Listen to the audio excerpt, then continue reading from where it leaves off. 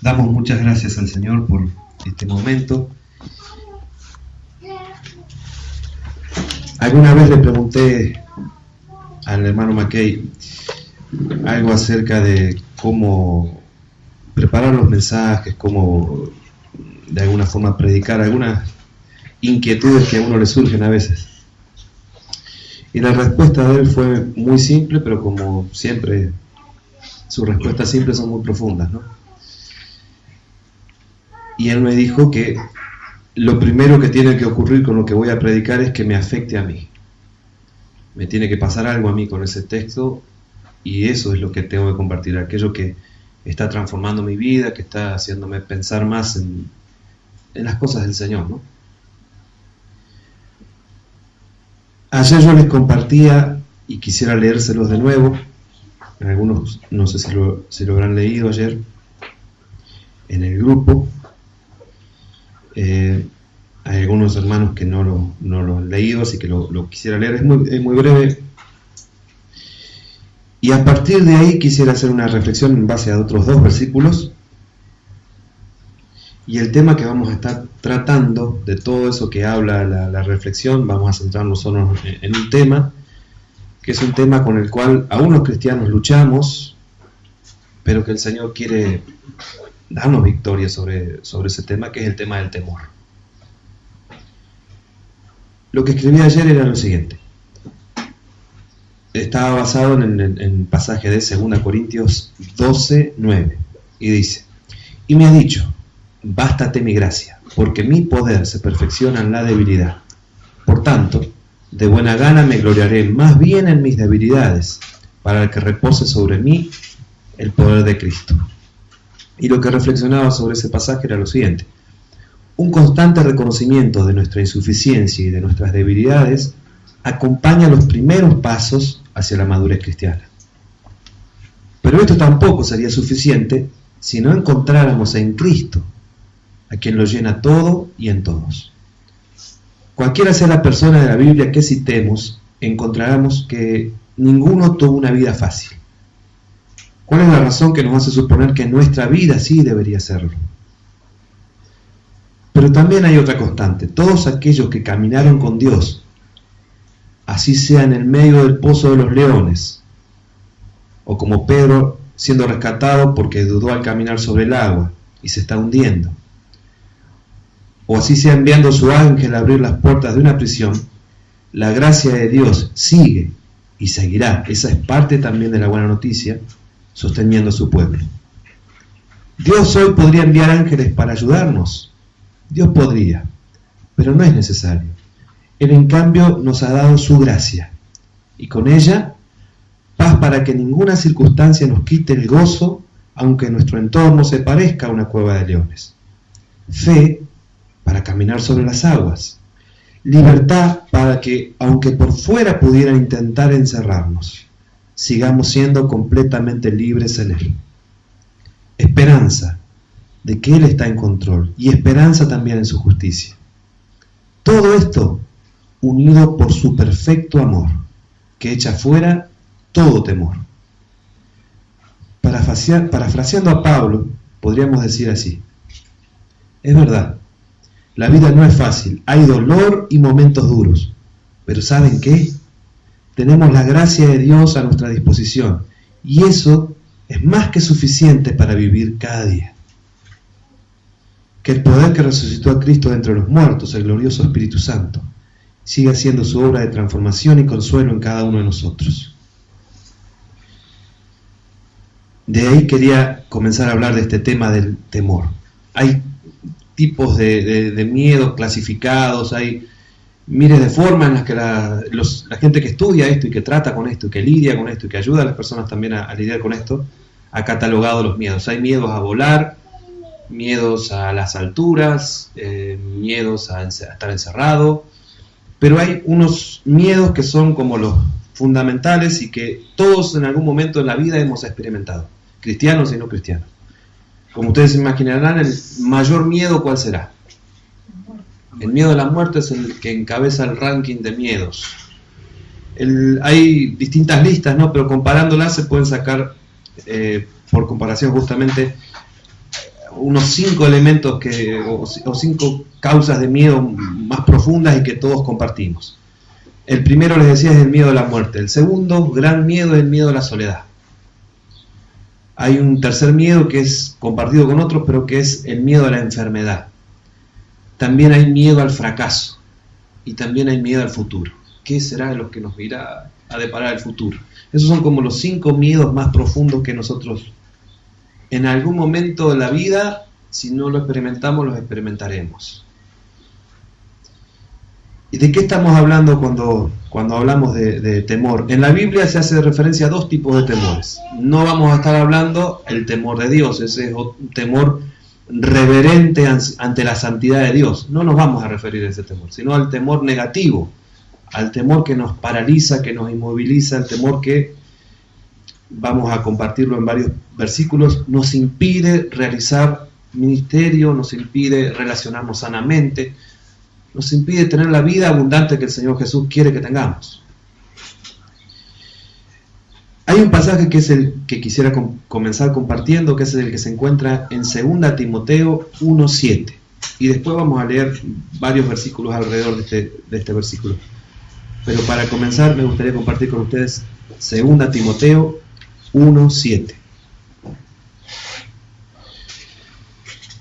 Dice así: porque no nos ha dado Dios espíritu de cobardía, sino de poder, de amor y de dominio propio.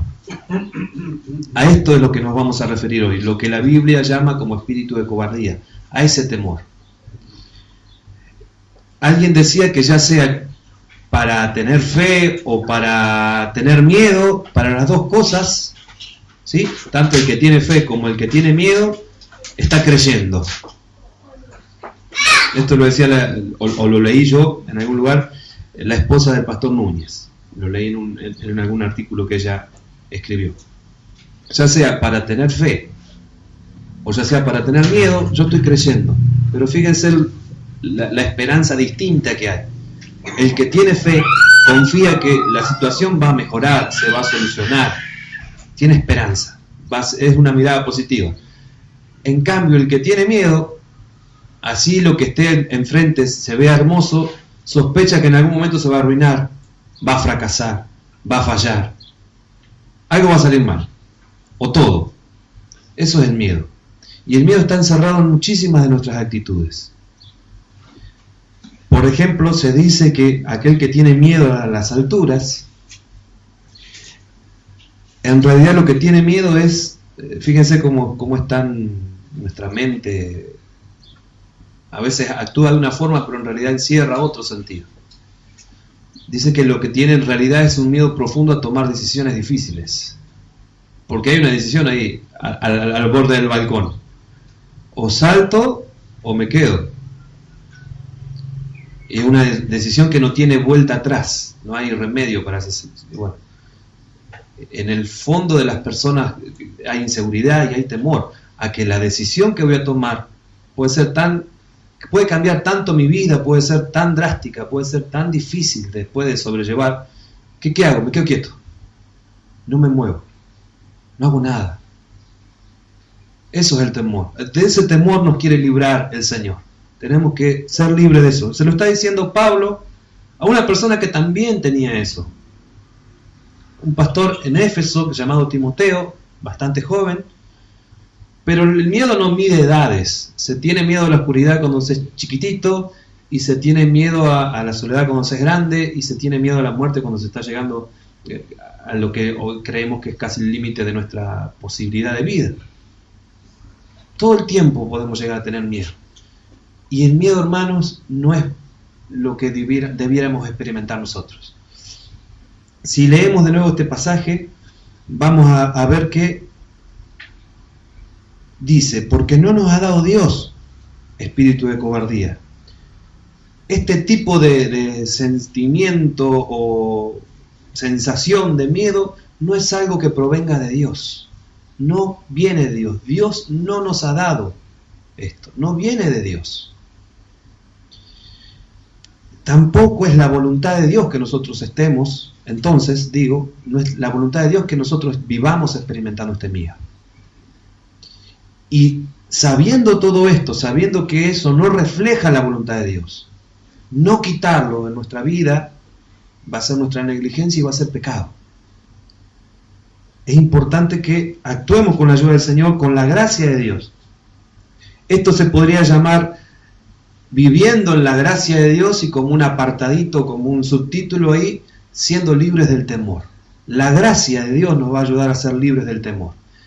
¿Y qué elemento nos ha dado el Señor para lidiar contra el temor? Ahora los vamos a ver y van a ser desprendidos de este pasaje.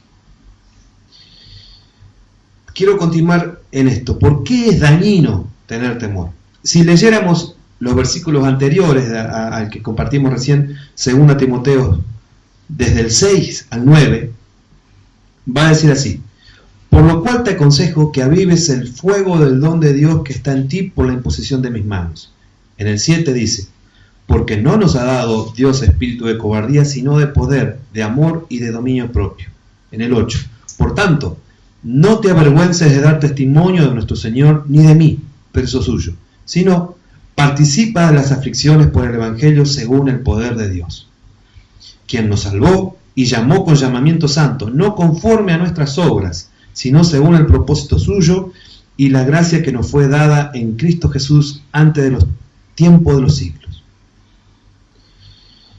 ¿Qué áreas se van a ver afectadas si no quito yo el temor de mi vida? Fijémonos en el versículo 6. Por lo cual te aconsejo que avives el fuego del don de Dios que está en ti por la imposición de mis manos. ¿Qué significa ese versículo? Lo de la imposición de las manos tiene que ver con la práctica que realizaban los apóstoles, en este caso fueron Pablo y Bernabé, de ungir, puedes llamar a algún grupo, nombrar, puedes llamar a algún otro. Lo que hicieron fue separar a Timoteo de entre el resto de los hermanos y poniéndole las manos sobre su cabeza, simbólicamente oraron por él, para que el Señor le acompañe en el ministerio que él tenía que desarrollar. No es una cuestión mágica ni mística acá de lo que está hablando. Simplemente habla del momento en que nombraron a Timoteo como obispo, pastor, como queramos llamarle. Como anciano también es palabra válida para referirnos. O sea que, ¿qué está diciendo?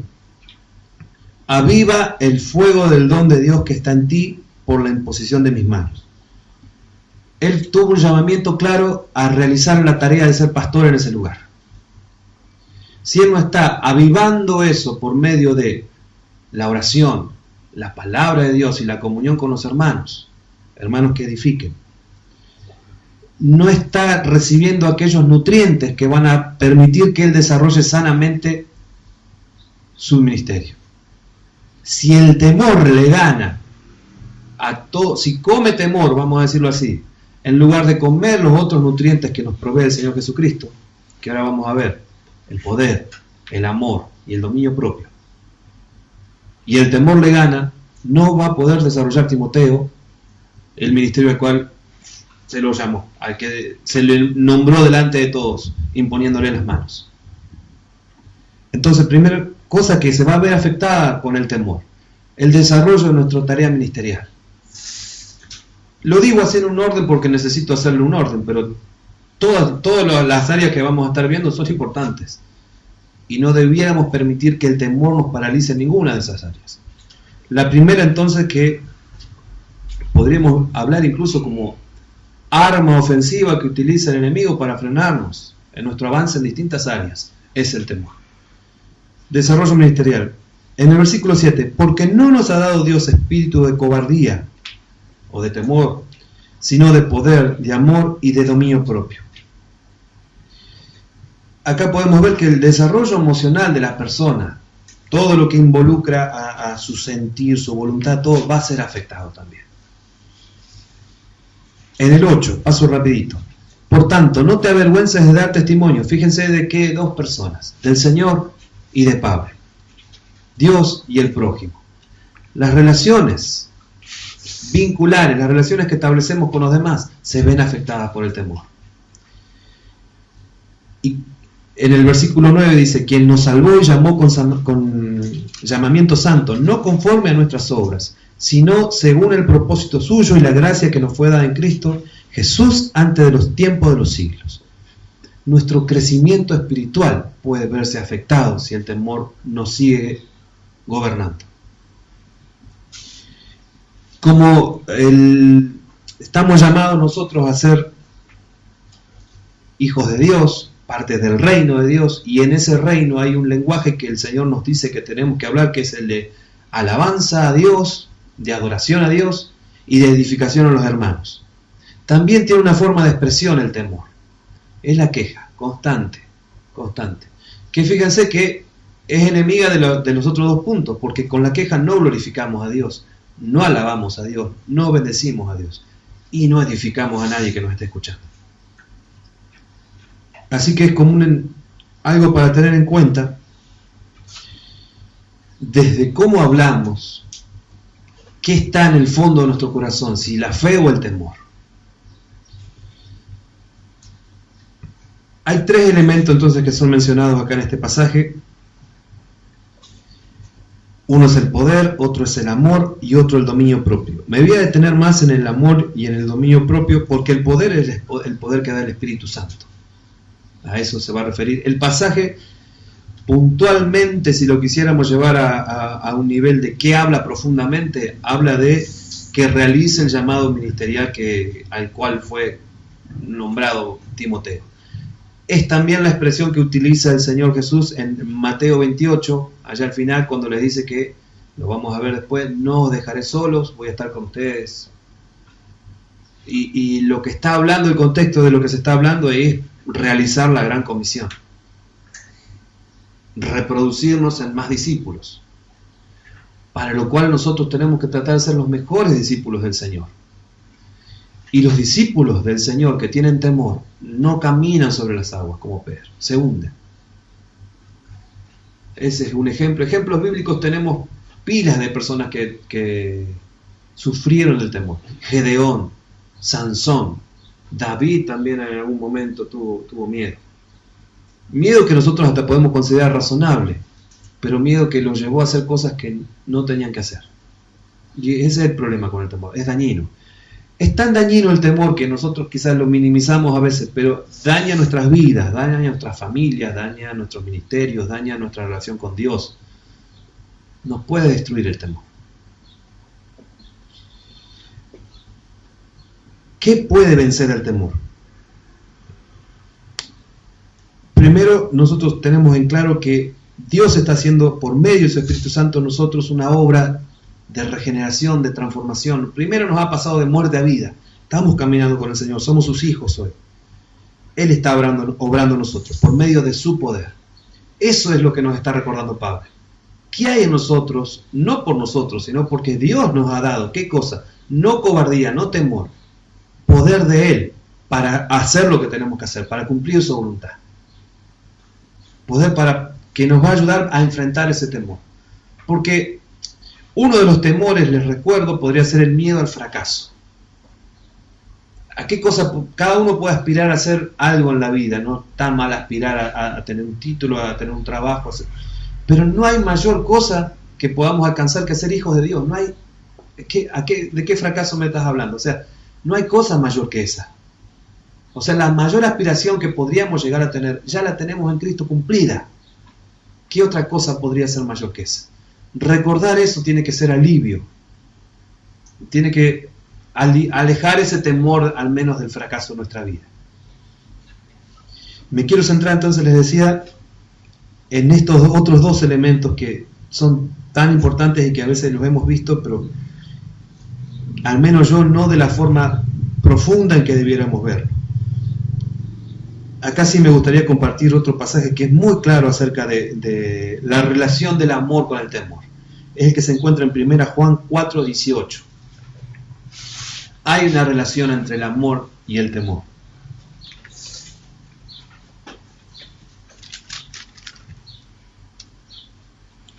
Dice 1 Juan 4:18. En el amor no hay temor, sino que el perfecto amor echa fuera el temor. Porque el temor lleva en sí castigo, pero de donde el que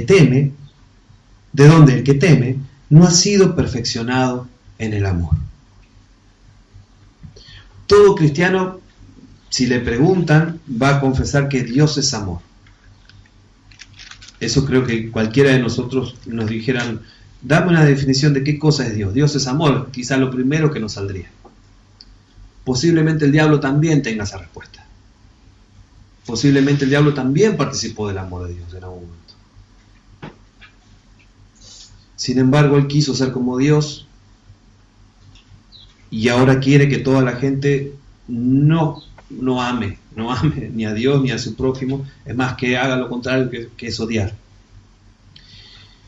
¿Qué quiero decir con esto? Que no alcanza con saber que Dios es amor, tengo que creerlo, por supuesto. Yo creo, al menos yo creo que cuando el amor llega a una vida, todas las áreas de la vida, todas, son sacudidas. El conocimiento por la fe que tengo de que Dios es amor, es un conocimiento real. Dios, por la fe, yo creo. Pero también mis sentimientos se deben ver afectados. También lo experimento en todas las áreas de mi vida, que Dios es amor. No solo esto, es lo que Wesley descubrió alguna vez, ¿no? Él había predicado a montones de personas, Dios te ama, Dios te ama, Dios te ama. Pero después de años de predicar eso, un día, por la gracia de Dios, pudo decir él, y lo escribe en su diario, pero un día experimenté que Dios me ama a mí. Pude tener la seguridad, la completa certeza de que Dios, además de amar a todos y de ser amor, me ama a mí. No sé si alguna vez lo sintieron, y uso esa palabra intencionalmente, sentir que Dios me ama. Si tengo la fe puesta en que Dios me ama, si también lo siento que Dios me ama, si tengo la vivencia completa y experiencial de que el amor de Dios es real para mí, el temor ya no tiene fuerza en mí. El temor va siendo vencido.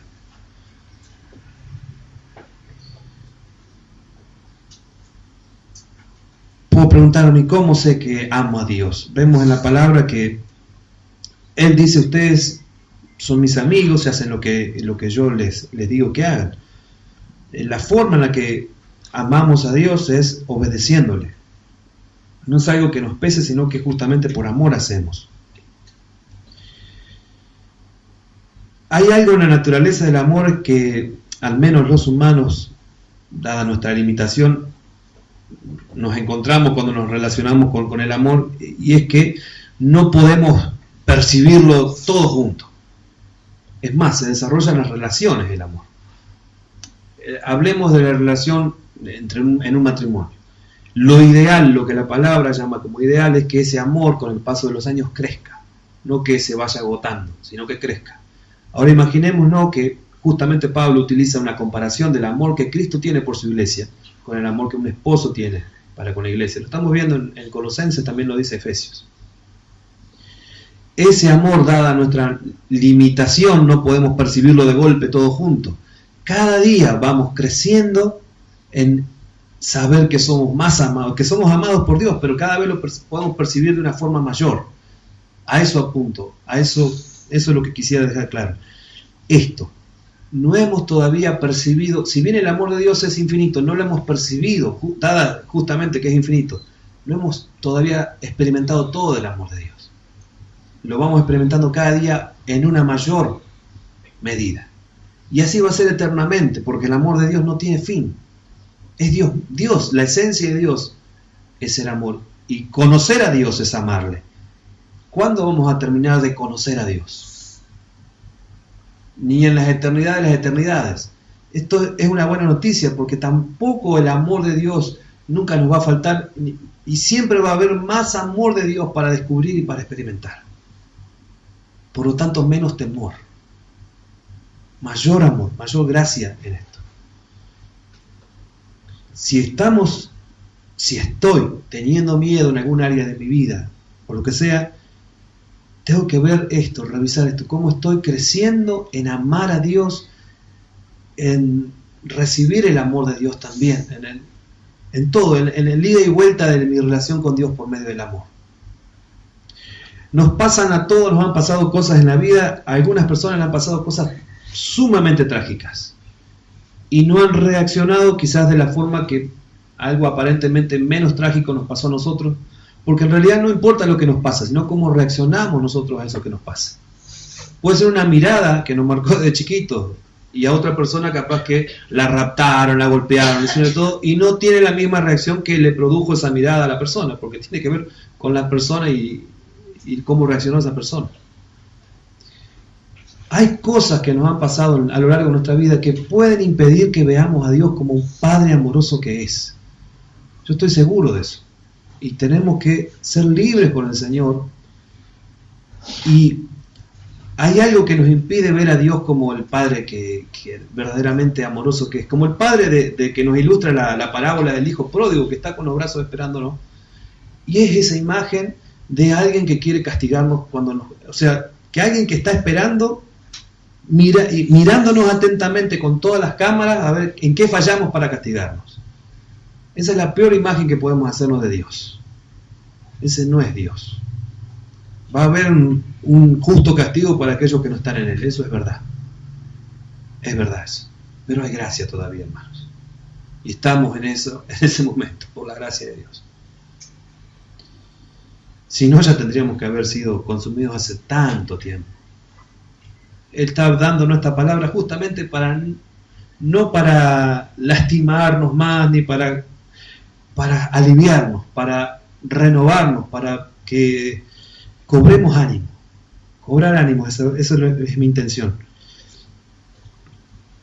¿Qué nos impide entonces disfrutar de ese amor? Tener esta visión equivocada acerca de quién es Dios. Es lo que nos decía el pasaje, ¿no? El versículo recién, que da para analizar mucho.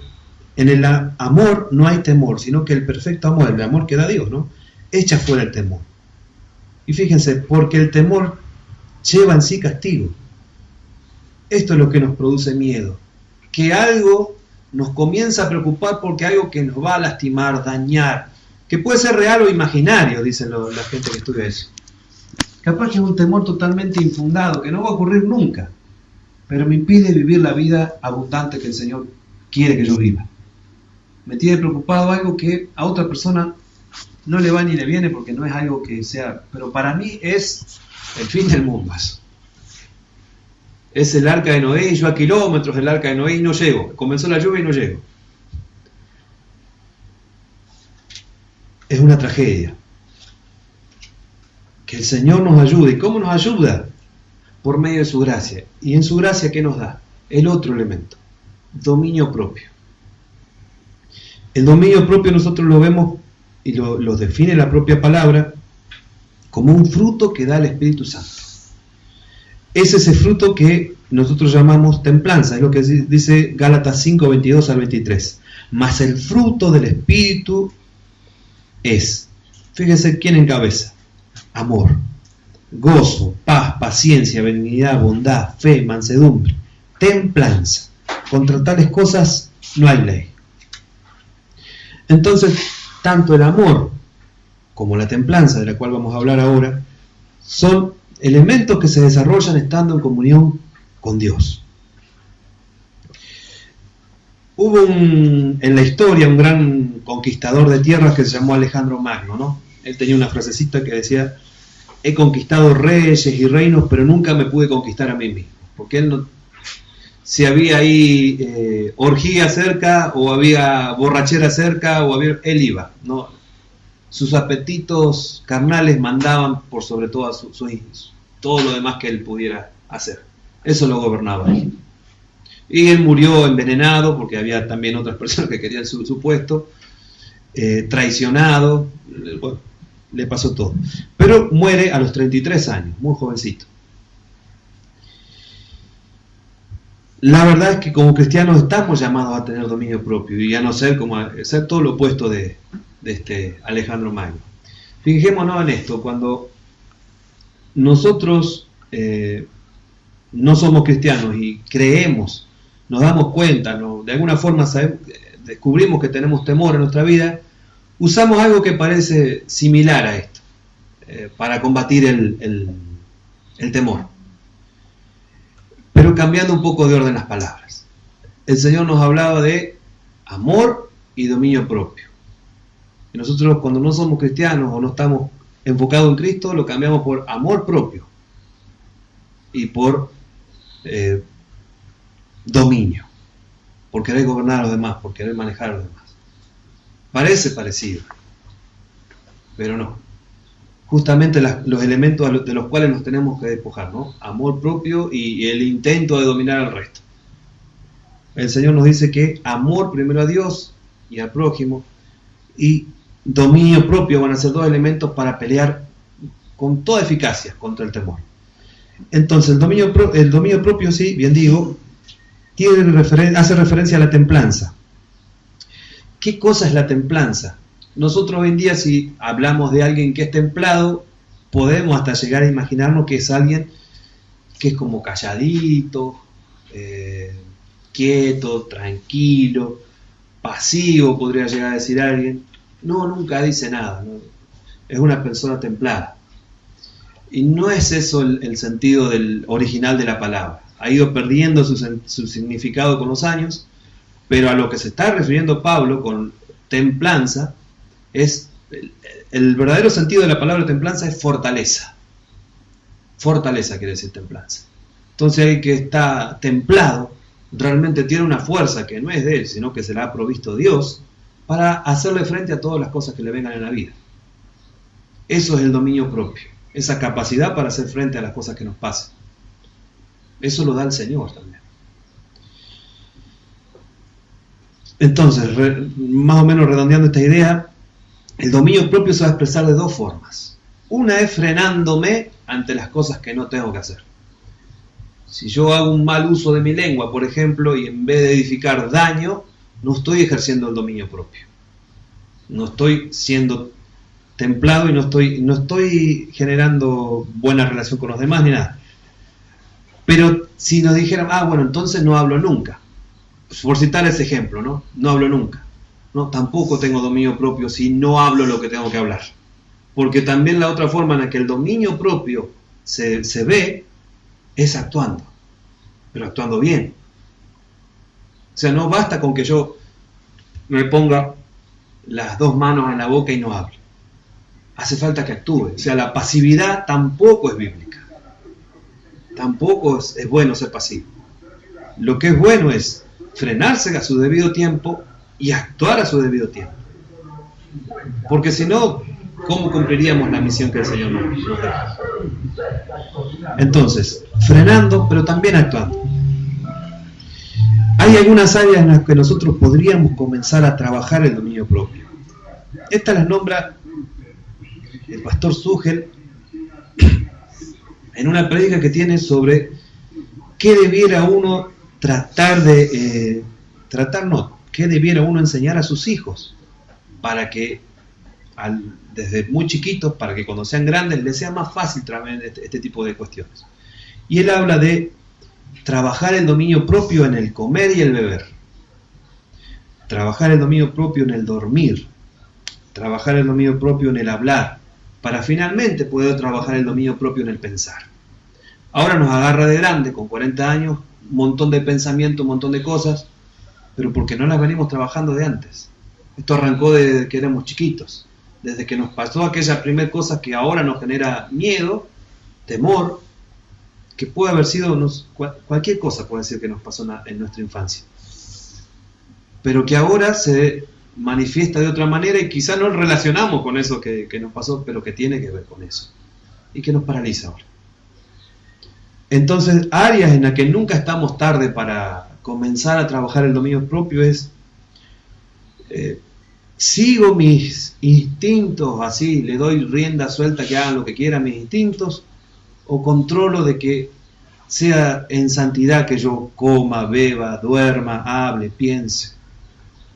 Son cosas importantes para el desarrollo de nuestra vida cristiana. Parecen que no, pero tratan también con esto de integrar todo lo que somos, toda la parte física, también toda la parte emocional y la parte espiritual. Todos somos eso, y no de tener un cristianismo que solo pretende afectar la parte espiritual pero deja fuera las otras cosas, y las otras cosas influencian la parte espiritual y nunca terminamos de crecer como cristianos. todo lo que somos está todo el tiempo, es una sola cosa, es inevitable que se esté influenciando una cosa con la otra. Se les recuerdo entonces, áreas en las cuales podemos trabajar con nuestros hijos, pero en las cuales nosotros mismos tenemos que estar trabajando. El comer, el desorden en la comida también es indicio de que algo no está bien en nosotros. A ver, siendo totalmente sincero, en los momentos de mayor ansiedad de mi vida han sido los que he comido más. He comido vorazmente. Y comida que no me alimenta. Simplemente cosas que tienen lo que se llama carbohidrato, que parece calmar la ansiedad un ratito. Pero de ahí estamos a un paso de no poder controlar un montón de otras adicciones. Y si no se comienza controlando esto, lo otro menos se controla. Está todo pensado para que podamos tener dominio propio. Es decir, que eso sea llevado toda la sujeción a lo que es santo, digno de Dios. La sujeción a Cristo. Para que llegado el momento de la tentación podamos decir no. Porque si todo esto lo dejamos que sea lo que tengo gana cuando quiero, ¿no? Y no lo sujeto a Cristo cuando corresponda, ¿no? Cuando se me ocurra a mí, siguiendo mis caprichos, tampoco voy a decir no a ninguna otra cosa. Hay 3 áreas, les decía, fundamentales para que son las de siempre, pero las recuerdo porque son las 3 cosas que tenemos para comer y crecer nosotros como cristianos. Oración. Cambiemos los carbohidratos por la oración. Eso nos va a hacer mejor. Lectura profunda de la Escritura. No una lectura buscando a ver una palabrita que me anime hoy. Sino una lectura cuidadosa de la Escritura y comenzar a que la palabra sea la que transforme mi ver del mundo, mi forma de ver el mundo. Y también la comunión con hermanos que me edifiquen, con hermanos que ya pasaron estas circunstancias o que la están también luchando. Vamos a descubrir que quizás estos temores están dando vuelta a nuestras mentes. Quizás no, quizás ya lo superamos y gloria a Dios si así fue. Pero puede que algunos de estos temores... no les pido que levanten la mano, pero ¿quién de nosotros alguna vez no tuvo miedo a la soledad, por ejemplo? ¿Quién no la viene remando y peleando contra el miedo a la soledad? Todos lo experimentamos. Todos. Fíjense qué pasa si no desarrollamos estos 2 elementos. Si no el amor de Dios y nuestro conocimiento de Dios y de su amor, todo eso que hablamos hoy, no se desarrolla en nosotros, y si no hay amor en nosotros vamos a vivir desconfiando. Nacen los celos, las envidias, todo lo que es el fruto de la carne se comienza a desarrollar. Y no hay freno para eso. ¿Por qué pasa esto, hermanos? Nuestro corazón es como siempre lo digo, pero imagínense que es una maceta, ¿sí? Y está ahí la potencialidad de que crezca el fruto de la carne o que crezca el fruto del Espíritu. Yo estoy regando con oración, palabra y comunión, el fruto de la carne está siendo cortado, está siendo mantenido a raya ahí, y el fruto del Espíritu está creciendo en mí. Pero por el contrario, yo descuido estas áreas de mi vida, pierdo mi relación, dilato mi relación con el Señor. Espero, como nos ha pasado, a que vengan los problemas para revitalizar mi relación con Dios. No sé si les pasó alguna vez. Y de lo que se trata es que si todo el tiempo estoy manteniendo viva esa relación con Dios, el fruto del Espíritu está, y al momento que viene el problema yo lo sufro menos. Porque tengo el poder de Dios, porque tengo el amor de Dios, porque tengo el dominio propio que me ha dado este tiempo que vengo pasando con el Señor. Si el dominio propio no se desarrolla en mi vida, puedo tener el talento natural que sea, que Dios me ha dado, ¿no? Como citábamos hoy, Sansón una fuerza increíble, David una capacidad increíble para escribir, para hacer salmos, para hacer poesía. Pero claro, cuando se desvincula de Dios, David usa todo su talento para conquistar señoritas que no son su esposa, en vez de para escribir salmos al Señor. O sea, la capacidad que el Señor nos da, si no está guiada por Él, se usa mal.